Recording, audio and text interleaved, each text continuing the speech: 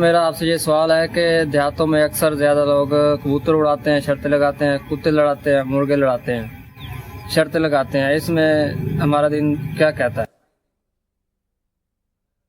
یہ عام طور پہ یہ شرطیں لگاتے ہیں نا، یہ گناہ بھری شرطیں ہوتی ہیں. تو جوا ہی کی صورت ہے، یہ گناہ ہے.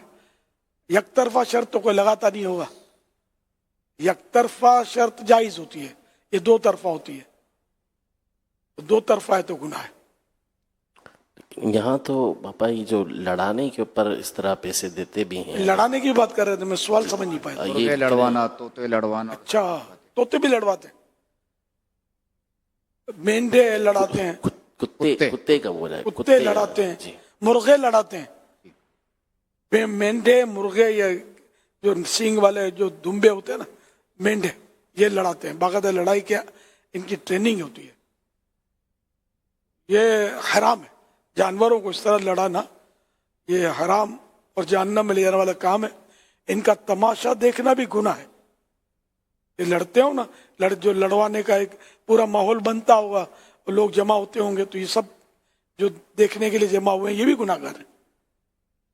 ان سے تو بچنا ہے. پھر ان میں شرط لگائی کہ یہ جیتے گا تو اتنا دوں گا، ہارے گا تو گیا، اور یہ اس طرح کی جو ہوتی ہے، یہ پھر یہ گناہ میں مزید اضافہ ہے.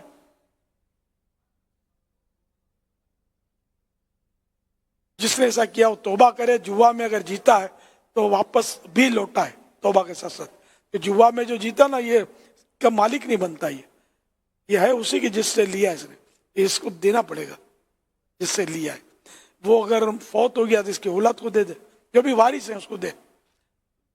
وارث بھی نہ رہے یا پتہ ہی نہیں کس سے جیتا تھا، بھول گیا، تو پھر اس کو ایسے شخص کو دے کہ جس کو زکوٰۃ دی جا سکتی ہے، ایسے شخص کو دے دے. گناہ کبیرہ میں سے ہے نا یہ. جوا گناہ کبیرہ ہے.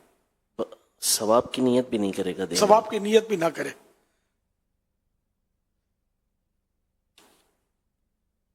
صلو علی الحبیب صلی اللہ علیہ وسلم.